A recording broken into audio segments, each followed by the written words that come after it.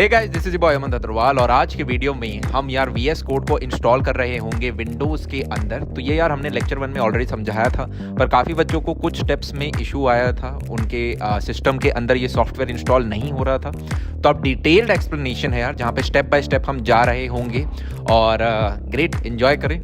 So guys, अब हम देखने वाले हैं कि हम विंडोज़ में C++ का प्रोग्राम कैसे रन करते हैं। ठीक है, तो रन करने के लिए हमें दो चीज़ें डालनी होती है, एक होता है कंपाइलर और एक होता है मेरा कोड एडिटर। ठीक है, तो कंपाइलर के लिए हम MinGW यूज़ करेंगे और कोड एडिटर हम विजुअल स्टूडियो कोड यूज़ करेंगे। तो सबसे पहले हम चलते हैं और डाउनलोड करते हैं अपना MinGW। सो क्रोम में जाके आपको क्या सर्च करना है, डाउनलोड MinGW। राइट, सो जो आपके पास पहला लिंक minGW.org का GNU फॉर विंडोज़, उस पर क्लिक करना है आपको। उस पर क्लिक करने के बाद आपको क्या करना है, आपको इंस्टॉलर डाउनलोड करना है। तो आप Ctrl F दबाएंगे और उसमें वो आपसे बोलेगा कि क्या सर्च करना चाहते हैं। तो हम बोलेंगे हमें इंस्टॉलर सर्च करना है, तो उसमें इंस्टॉलर हम सर्च करेंगे। तो उसके 3 अकरेंसेज आ रहे हैं, हम देख सकते हैं ना। तो आपको जहाँ पे डाउनलोड इंस्टॉलर है वहाँ पे जाना है। सो सेकेंड अकरेंस पे हम गए और हमने डाउनलोड इंस्टॉलर पे क्लिक कर दिया, तो अब अपने आप ये डाउनलोड स्टार्ट हो जाएगा, है ना। सो हम जैसे देख सकते हैं हमारा इंस्टॉलर डाउनलोड हो चुका है, उसकी exe फाइल। उस पर क्लिक करेंगे हम, तो हमसे बोलेगा कि क्या हम इंस्टॉल करना चाहते हैं। हम बोलेंगे इंस्टॉल, फिर हम बोलेंगे हाँ C ड्राइव में ही उसे सेव करना है, तो ठीक है कंटिन्यू। तो अब आगे वो अपना काम शुरू कर देगा, है ना। डाउनलोड करना वो स्टार्ट कर दिया उसने। सो मीनवाइल जब तक ये डाउनलोड होता है हम अपना कोड एडिटर यानी VS कोड भी डाउनलोड कर लेते हैं। ठीक है, तो हम आगे जाएंगे। सो अब हम देखेंगे download VS code for Windows. Right, so हमें पहला लिंक देखना है code.visualstudio.com और इसमें हमें विंडोज़ के लिए डाउनलोड करना है। तो विंडोज़ पे क्लिक करेंगे और ये अपने आप ही आपका विंडोज़ के लिए जो सेटअप है यानी इंस्टॉलर डाउनलोड कर देगा इसे। तो जब तक ये डाउनलोड होता है हम अपने MinGW के डाउनलोड पे चलते हैं। तो वो कह रहे ठीक है ये चीज़ें डाउनलोड हो चुकी है, कंटिन्यू पे दबाएंगे अब हम। तो अब हमारा MinGW इंस्टॉलर मैनेजर खुल गया है। ठीक है, हमें सारी चीज़ें डाउनलोड कर लेनी है क्योंकि हमें C++ भी चलानी पड़ सकती है और C भी चलानी पड़ सकती है। फ्यूचर में हमारा मन किया फोर्ट्रान वगैरह यूज़ करने का तो हम वो भी कर पाएंगे। ठीक है, तो आप इस पर क्लिक करेंगे और राइट क्लिक करके यहाँ पे आएगा मार्क फॉर इंस्टॉलेशन, उस पर दबा देंगे। और ऐसे ही हर किसी के लिए हमें मार्क फॉर इंस्टॉलेशन दबाना है। ये मार्क फॉर इंस्टॉलेशन दबाने के बाद हमें फिर इंस्टॉलेशन पे क्लिक करना है और वहाँ पे अप्लाई चेंजेस पे क्लिक कर देना है। और ये मुझसे पूछ गया ओके टू प्रोसीड, हाँ भाई ओके टू प्रोसीड है, तो हम अप्लाई कर देंगे चेंजेस। और अब ये जितने भी प्रोग्राम फाइल्स या फिर प्रोग्राम पैकेजेस इसको इंस्टॉल करने हैं वो इंस्टॉल कर लेगा।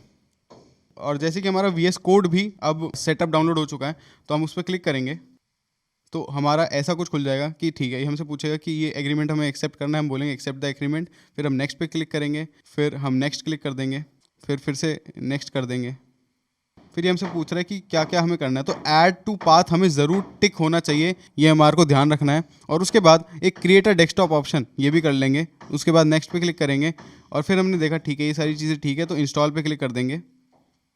सो अब हमारा विजुअल स्टूडियो कोड भी इंस्टॉल हो रहा है। तो अब तक देखते हैं हमारा स्टेटस MinGW वाले का, तो उस फाइल्स इंस्टॉल हो रही हैं। तो जैसे कि हम देख सकते हैं हमारा जो सेटअप है VS कोड का वो हो चुका है। उस पर हम फिनिश पे क्लिक करेंगे। तो जैसे कि हम देख सकते हैं हमारा VS कोड खुल चुका है। राइट, सो अभी के लिए हम इसे बंद कर देंगे। लेट्स वेट जब तक हमारा MinGW कंपाइलर इंस्टॉल नहीं हो जाता।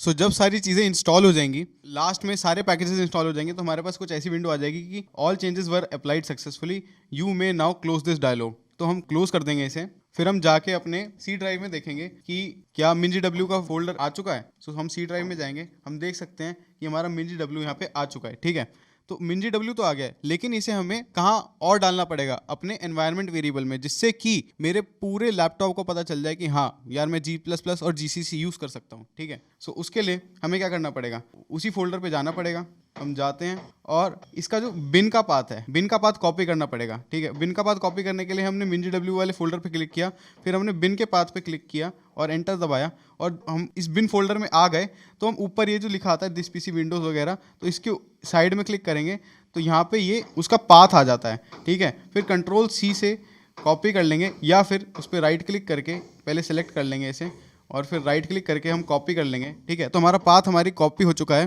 क्लिपबोर्ड में, तो हम इसे बंद कर देंगे और फिर हम खोलेंगे अपना एनवायरनमेंट वेरिएबल्स। वो हम कैसे खोलते हैं, सबसे पहले हम अपना विंडोज़ बटन दबाएंगे और फिर हम सर्च करेंगे कंट्रोल पैनल, है ना। कंट्रोल पैनल सर्च करने के बाद उसमें हम जाएंगे सिस्टम में, ठीक है। सिस्टम में जाने के बाद आपको जाना है एडवांस सिस्टम सेटिंग्स में। एडवांस सिस्टम सेटिंग्स के बाद ऐसा कुछ डायलॉग बॉक्स आ जाएगा जहाँ पे एनवायरनमेंट वेरिएबल्स लिखा होगा, ठीक है। सो एनवायरनमेंट वेरिएबल्स पे दबाना है। उसके बाद सिस्टम वेरिएबल्स के अंडर हमें पाथ सर्च करना है ना। तो यहाँ पे नीचे जाएंगे तो हमें पाथ मिल जाएगा। अच्छा ठीक है, पाथ आ गया। तो पाथ पे जाके हमें एडिट पे दबाना है और एडिट पे दबाएंगे तो एडिट एनवायरनमेंट वेरिएबल खुल जाएगा। उसके बाद मुझे न्यू पे दबा के एक अपना नया पाथ ऐड करना है एनवायरनमेंट वेरिएबल में, ठीक है। जो मैंने कॉपी किया था वो मैं पेस्ट कर दूंगा कंट्रोल वी से और फिर मैं यहाँ पे कर दूंगा एंटर, जिससे कि ये ऐड हो जाएगा। और फिर मेरे को ओके दबाना है। फिर से मेरे को यहाँ पे ओके दबाना है और यहाँ पे भी ओके दबा देना है, ठीक है। तो अब हमारा MinGW का जो पूरा सेटअप होता है वो हमने डाउनलोड कर लिया, इंस्टॉल कर लिया। अब हमारी जो चीज़ बचती है वो है VS कोड। तो VS कोड हमने ऑलरेडी डाउनलोड कर लिया था, सो उसको हम दबाएंगे तो हमारा VS कोड खुल चुका है, ठीक है। तो नई फाइल खोलने के लिए हम पहले एक न्यू फाइल बना लेंगे। सो न्यू फाइल को हम सेव करेंगे कंट्रोल S या फिर फाइल में जाके सेव कर देंगे, ठीक है। सेव हम कहाँ करेंगे, तो अभी के लिए मैं अपने लिए तो डेस्कटॉप पे सेव कर रहा हूँ और डेस्कटॉप पे भी मैं अपने लिए एक नया फोल्डर बना रहा हूँ।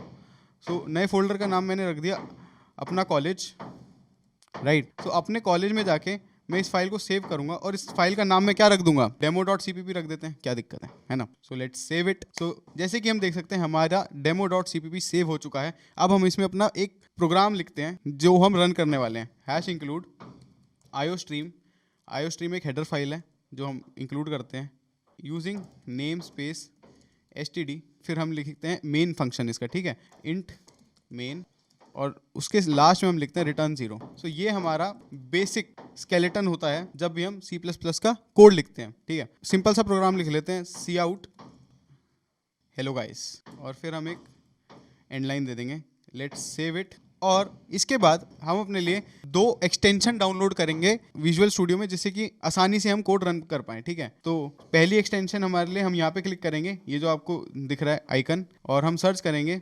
C++, है ना, उस पर हम दबाएंगे। और अभी के लिए मैं अनइंस्टॉल करके फिर से इंस्टॉल कर देता हूँ आप लोगों के लिए, जो भी हम इंस्टॉल करने वाले हैं, ठीक है। तो हम सर्च करेंगे सबसे पहले C/C++, ठीक है। तो ये हमारे पास IntelliSense का आएगा और इसे हमें इंस्टॉल कर लेना है ऐसे करके, ठीक है।